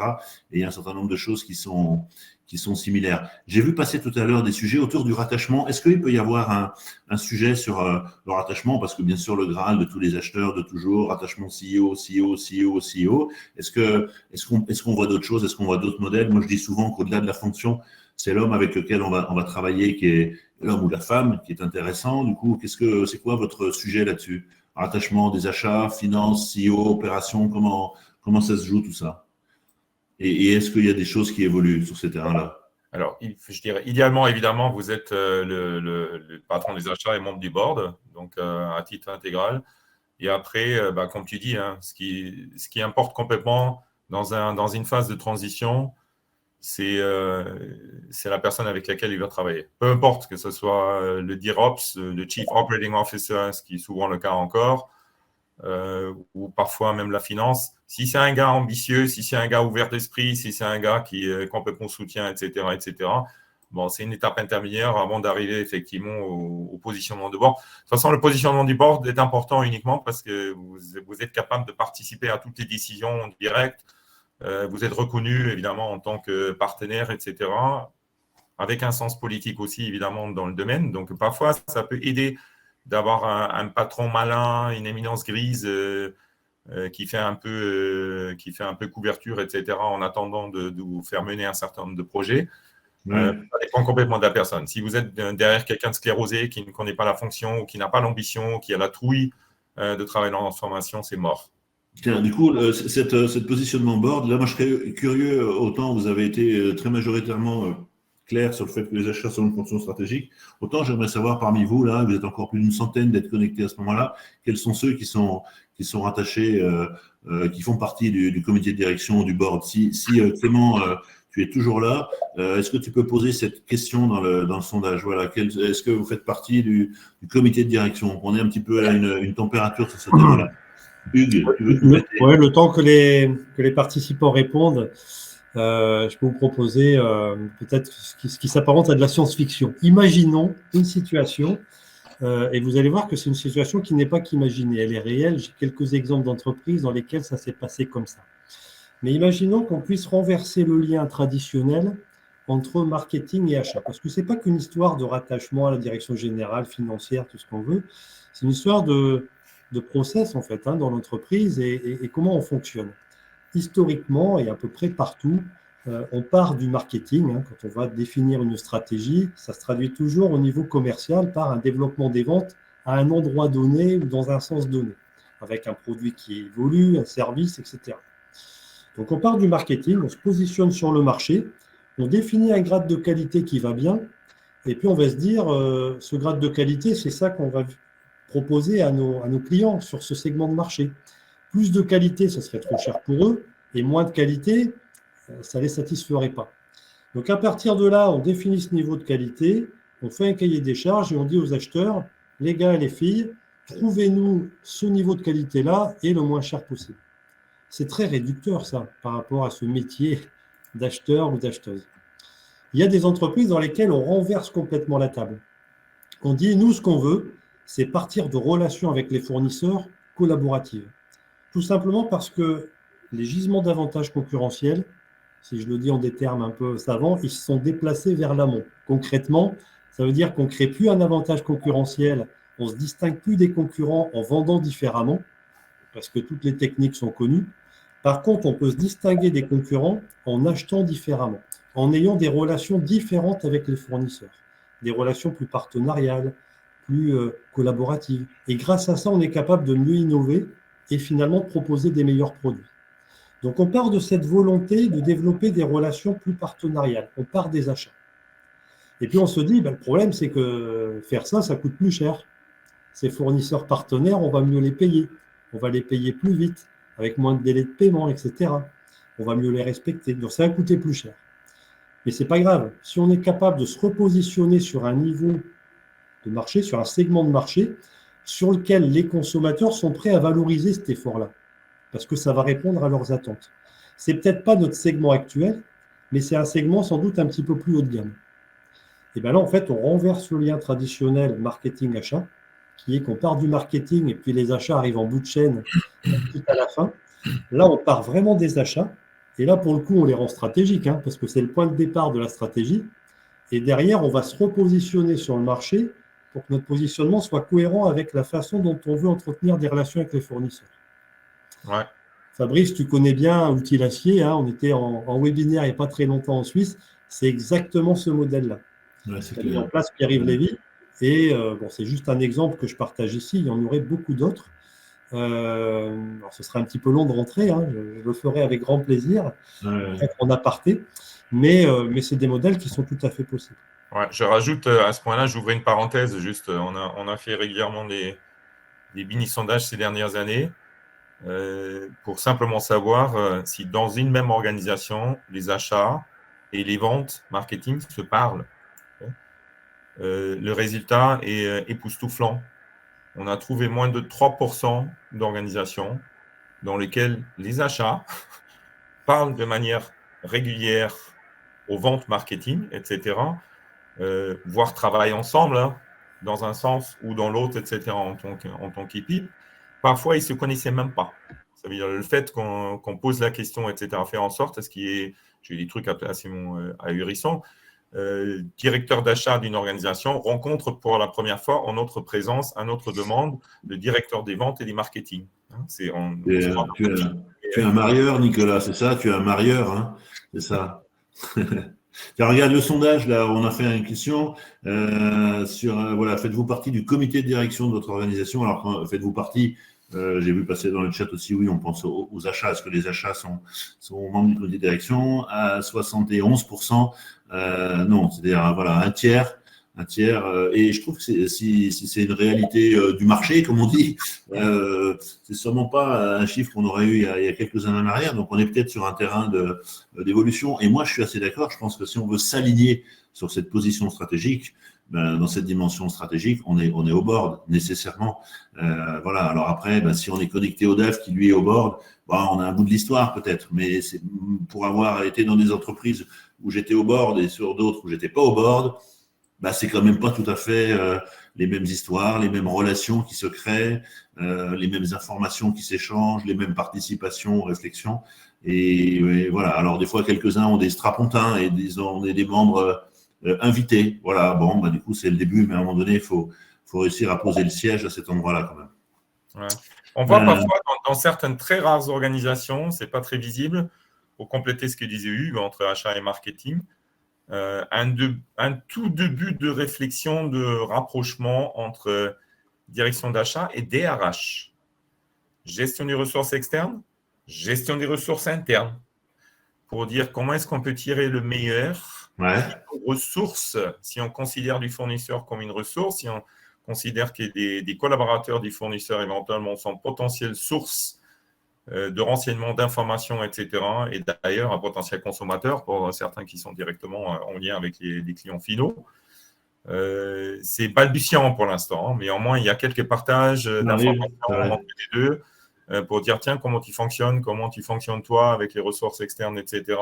Est-ce qu'il y a des choses à fructifier intéressant aussi. Remarque de Philippe, que je salue aussi au passage, qui nous dit qu'il y a des entreprises qui suppriment le poste de directeur des achats pour fusionner les équipes marketing et achats. Alors là aussi, bien sûr, dans certains secteurs, on sait que ça peut faire du sens, cette fonction.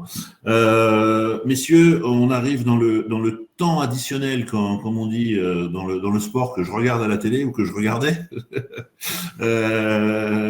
Merci encore déjà, avant que j'oublie de vous le dire, mais vraiment du temps, de vos échanges et de l'esprit dans lequel on a animé ce webinaire. Peut-être pour essayer, alors je vais regarder, s'il n'y a pas encore une ou deux questions. Et après, ce que j'aimerais, c'est que pour chacun d'entre vous, on se dise, allez, s'il y avait 2-3 sujets, thèmes qui pourraient aider les équipes, en sachant qu'il y a du beau monde là parmi nos participants, mais s'il y a vraiment une ou deux pistes où on dit, tiens, allez, on est en début d'année, là, c'est la période des vœux encore et des résolutions.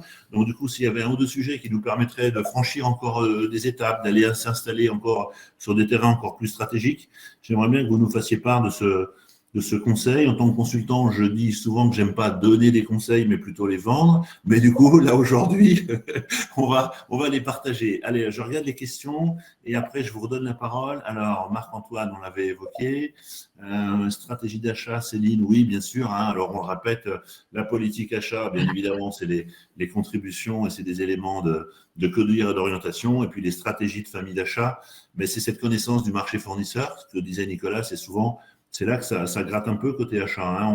Pourquoi ? Parce qu'on est peut-être moins dehors, on est peut-être moins connecté, on a une telle pression opérationnelle que des fois, c'est un terrain sur lequel on est moins percutant. Donc, au passage, pensez à éliminer ce qui ne fait pas de valeur aussi. Si on veut en apporter plus, je veux dire, déchargez-vous et éliminez des sujets sur lesquels vous n'avez pas beaucoup de valeur. Le fameux débat entre les achats, la finance, le PNL. Oui, alors à plein d'endroits, ça a quand même été un petit peu dépassé, mais c'est vrai que là aussi, il faut revenir. Propriétaire des budgets, alors oui, c'est une piste de Frédéric, en effet. C'est clair que là, pour le coup, mais voilà, Audrey, que je salue aussi, Audrey. J'aimerais bien avoir de vos nouvelles. Comment casser les silos en interne. Ouais, il faut. Alors à la Nicolas, il faut un peu dynamiter tout ça. Comme il dit, vous avez vu, il passe par la fenêtre, il revient, il change, il chahute, il questionne. Allez, écoutez, je crois qu'on a en tous les cas abordé les sujets principaux. Après, dans l'exercice de style qu'on a bien voulu faire, on pourrait en faire des webinaires et en refaire, etc. D'ailleurs, on va bientôt vous questionner sur des prochains sujets. On arrive donc sur la fin. Allez, Nicolas, on laisse la parole à Hugues, c'est quand même le plus jeune de nous trois. Nous, après, on porte c'est ça. Alors, Hugues, c'est à toi de nous amener ta synthèse et ta conclusion déjà. Merci à tous les deux. Bon, merci à tous et toutes pour les questions qui étaient posées, les réactions et tout. C'est tellement riche et c'est difficile l'exercice là que tu me demandes, Fabrice, parce qu'il y aurait tellement de sujets, il y a encore plein de choses à traiter. Disons que voilà, pour aller peut-être à l'essentiel, moi, je dirais quand même que oui, il n'y a pas une stratégie qui tient debout, aussi bien pensée soit-elle, si on n'achète pas bien. Donc, à partir de là, bah oui, les achats contribuent au fait de pouvoir mettre en œuvre et réussir une bonne stratégie. Et on ne peut pas réussir une bonne stratégie si on ne fait pas des achats de qualité, performants, etc. Donc, de ce point de vue-là, les achats devraient être stratégiques. Mais évidemment, ils ne sont pas reconnus comme étant contributeurs partout à cette stratégie et ils ne sont pas forcément reconnus comme étant stratégiques.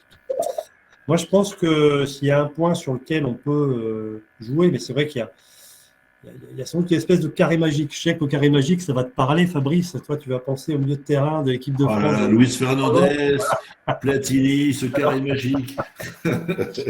J'ai appelé ça il y a quelque temps le carré magique de la collaboration ou de la coopération, mais on pourrait appeler ça le carré magique de la contribution stratégique des achats. En fait, il y a des bonnes pratiques dont on peut s'inspirer. Et ce n'est pas ça qui manque. Je pense d'ailleurs à une publication que vous connaissez peut-être, hein, Talent d'acheteur, qui est édité par le médiateur des entreprises, où il y a des centaines d'idées de bonnes pratiques, c'est sans langue de bois et tout. Et voilà, c'est vraiment un truc que je vous recommande. Ça se trouve facilement, Talent d'acheteur. Donc, il y a des bonnes pratiques dont on peut s'inspirer. Ensuite, il y a l'envie, il y a l'appétence, il y a l'envie de faire autrement. Alors, quand je dis envie de faire autrement, attention, je ne suis pas en train de survaloriser le changement, parce que je pense que souvent, dans les discours, on survalorise le changement. On n'a que ce mot-là à la bouche, il faut changer, il faut faire mieux et tout. Mais il y a aussi des choses qui fonctionnent très bien. Il y a des bonnes pratiques aujourd'hui qu'il s'agit plutôt de préserver, parce qu'elles sont menacées de disparition, notamment avec tous ces échanges virtuels qu'on a maintenant, on perd un peu le côté humain, etc. Donc, il faut être lucide sur ce qu'il y a à changer, et il y a plein de choses à changer, mais sur aussi ce qu'il y a à préserver. Et il y a aussi des choses à préserver qui sont menacées de disparition. Donc, il faut bien travailler sur l'envie, et je pense qu'un manager il est là aussi pour expliquer avec beaucoup de pédagogie pourquoi on achèterait différemment, pourquoi on aurait des relations différentes avec les fournisseurs et pourquoi on contribuerait différemment aux performances de l'entreprise. Donc, bonne pratique, envie, appétence. Troisièmement, il y a les compétences. Les compétences individuelles, évidemment celles des acheteurs. Moi, je les tire de plus en plus vers, évidemment, les soft skills, mais aussi des compétences financières, comme on disait tout à l'heure, juste pour être capable de chiffrer l'impact des bonnes idées qu'ils ont, que ce soit auprès d'un fournisseur ou d'une direction en interne. Il y a évidemment des compétences organisationnelles, une capacité qu'on pourrait avoir à casser les silos, à travailler beaucoup mieux avec les clients internes, les collègues, etc. Et évidemment, les compétences interorganisationnelles, mieux travailler avec les fournisseurs. Là aussi, ça ne va pas de soi, ça s'apprend, il y a des bonnes pratiques. Et puis, le dernier élément du carré magique, là il y en a 3, hein, si vous avez bien compté, bonne pratique, appétence, compétence. Le dernier, c'est les outils de pilotage de performance. En fait, il y a plein d'endroits, plein d'organisations dans lesquelles on a envie de changer, de travailler différemment. On a les compétences pour le faire, on a même envoyé les gens se former et tout.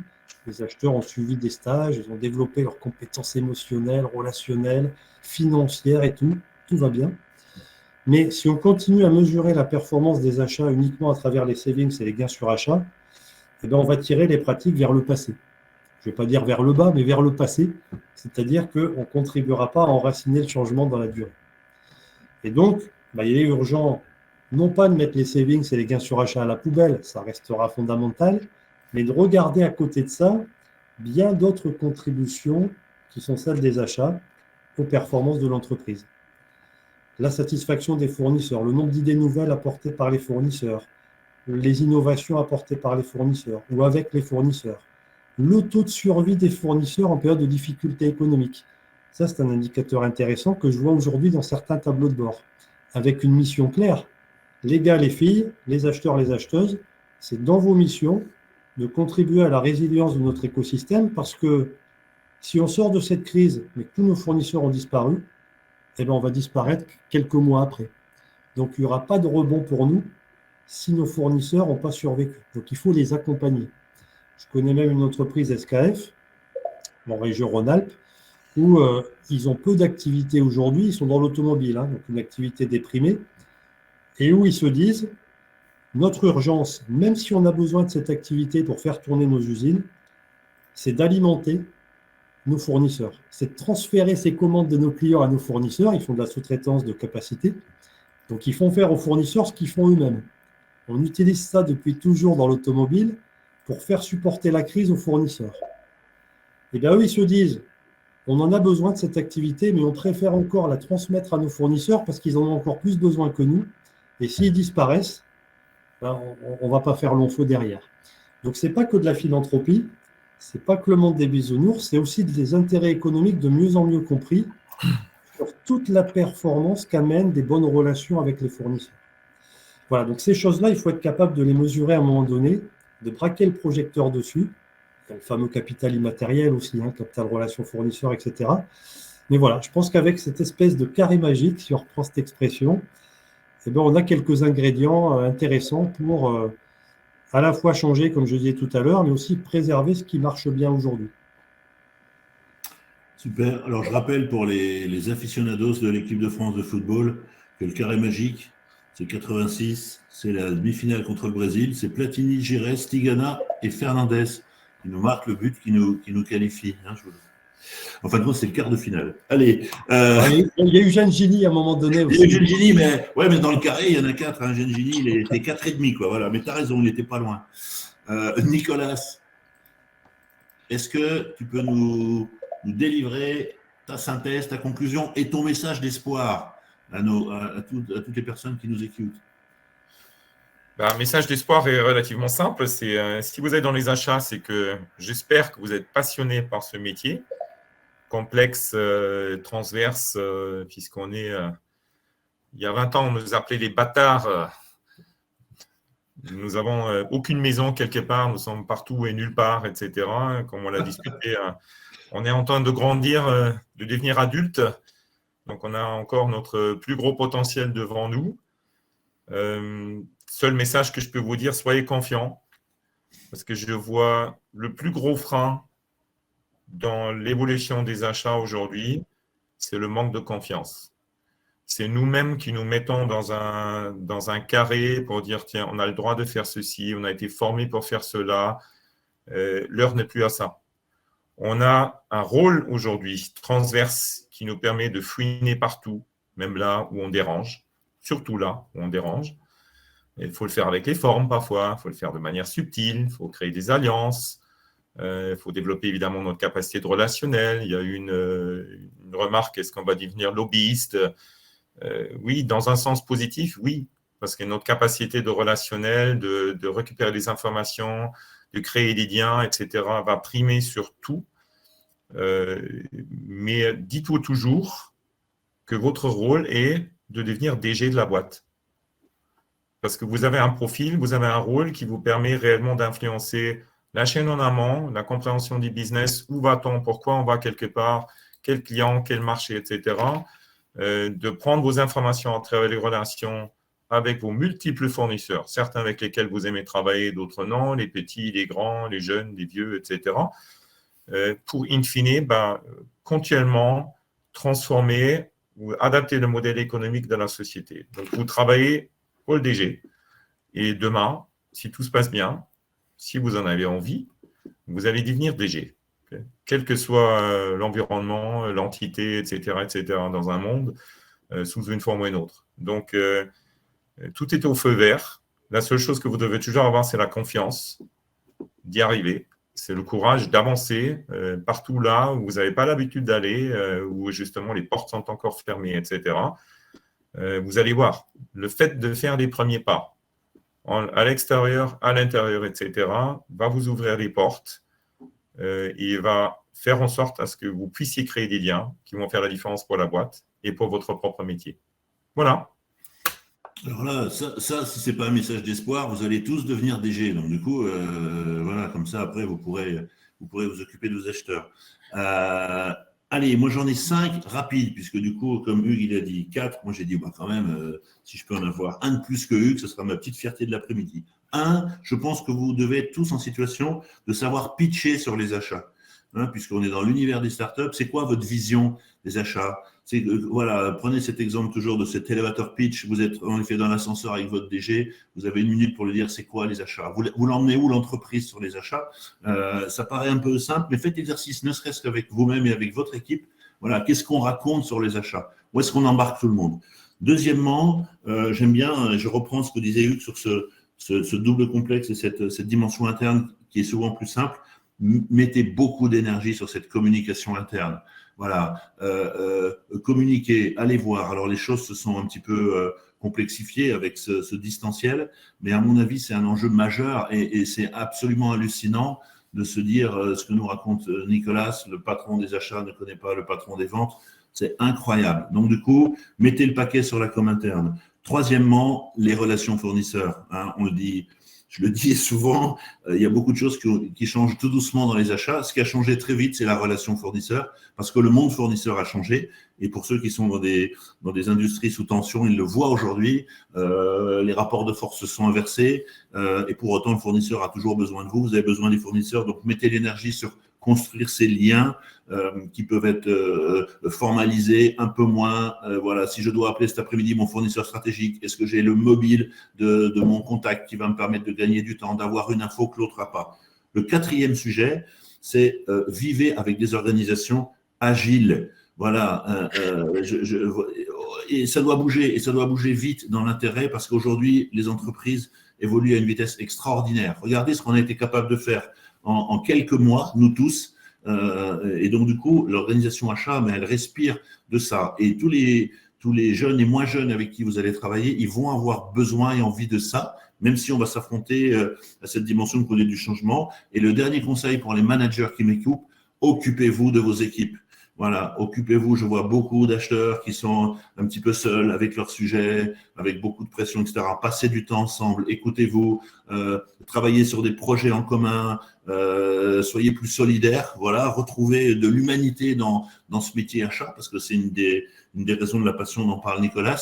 Et c'est compliqué quand la tension un peu, quand ça monte un peu. Donc reprenez du temps pour vous. Voilà, vous allez beaucoup gagner à ça. Vous allez vous donner une force collective. Et puis une belle satisfaction que de s'aider et s'occuper les uns des autres. Voilà, c'est juste, il ne faut pas que ce soit dans les bas de vos mails, prenez soin de vous, mais faites-le vraiment, quoi. Prenez vraiment soin de vous. Voilà, et bien écoutez, 15h30, alors là, on est vraiment bon, hein, l'arbitre va siffler la fin du match, on va pouvoir reprendre une activité normale. Je voulais vraiment, parce que je vois tous les messages, c'est super chouette ce que vous nous écrivez à tous, remercier Nicolas et Hugues qui m'ont fait confiance quand je leur ai envoyé un texto la veille de Noël en disant j'ai une idée, bloquez cette date, on en parle à la rentrée. Et du coup, c'est chouette. Et puis, on va lire gentiment tout ce que vous nous avez écrit. S'il y a des bonnes idées, on va vous envoyer un petit lien pour que vous puissiez nous dire qu'est-ce qu'on pourrait continuer. Et bien, c'est pas dit qu'on se retrouve pas un jour prochain, peut-être avec d'autres personnes autour de la table pour échanger comme ça sur notre métier. Messieurs, grand merci.